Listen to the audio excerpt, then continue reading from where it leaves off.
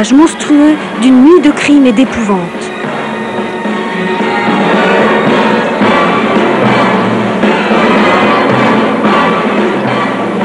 Deborah Kerr, David Niven, Donald Pleasence et Sharon Tate dans L'œil du malin.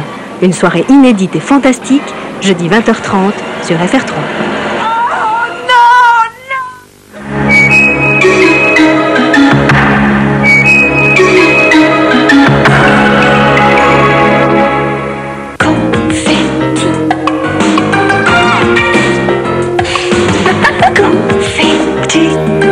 Slip confetti. Mon petit grain de folie.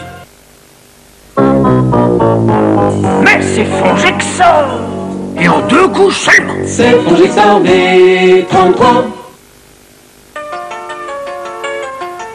Au fait, Victor, comment est la circulation ce matin? Chargé, monsieur, chargé. Mais alors quelle voiture vais-je prendre? La motomobile. Si j'étais monsieur. Motomobile Honda. Les motomobiles Honda. Ajoutez 2 roues à votre train de vie. J'ai un scoop. La pétanque prend des couleurs. JB, la pétanque en couleurs. Quel cadeau. Motomobile Honda. Motomobile Honda. Ajoutez 2 roues à votre train de vie.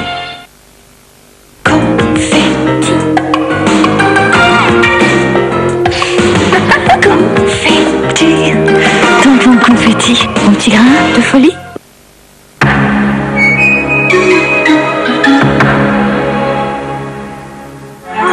Beau temps ou mauvais temps? Après soir 3, regardez le bulletin du ciel.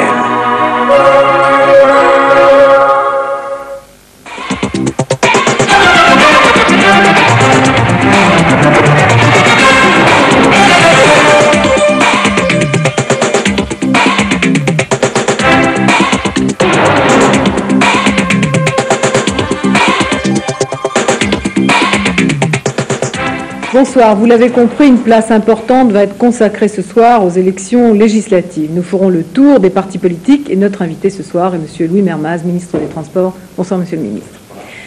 Curieusement, la campagne électorale pour les législatives commence seulement aujourd'hui. En effet, dans la logique de l'histoire de la Ve République, on s'attendait à ce que la réélection confortable du président de la République lui donne presque automatiquement une nouvelle majorité pour gouverner. En fait, les électeurs ne se sont jamais aussi peu mobilisés, plus de 34% d'abstention.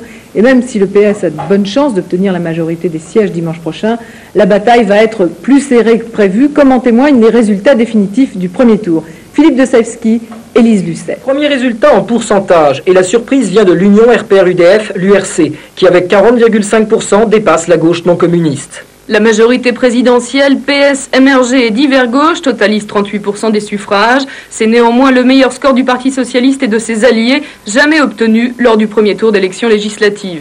Aux extrêmes, le Front National perd un tiers de ses électeurs par rapport au présidentiel, avec 9,5%. Le PC, en revanche, gagne des points avec 11% des suffrages. 123 candidats ont été élus dès le premier tour. L'Union du Rassemblement et du Centre s'est mieux mobilisée avec 76 sièges. De son côté, la gauche totalise 47 députés, dont un au Parti communiste. Pour le second tour, restent 432 sièges en ballottage. La droite arrive en tête dans 207 circonscriptions. La gauche devance la droite dans 225 circonscriptions. Selon l'IFRES, la projection en sièges de ces pourcentages assure de toute façon la majorité à la gauche dans son ensemble qui obtiendrait entre 302 et 318 sièges. La majorité absolue étant de 289 sièges, les formations de droite sont loin du compte, 237 à 253. Dans ces fourchettes droite-gauche, le Front National obtiendrait au mieux un siège. Le Parti communiste s'en sort beaucoup mieux avec 15 à 20 députés à l'Assemblée nationale. Ce soir, réunion à huis clos de l'URC, l'Union pour le Rassemblement du Centre, comprenant le RPR et l'UDF. Il s'agit de définir une stratégie commune pour un deuxième tour qui se présente mieux que prévu pour l'ex-majorité parlementaire. Éric Pierrot.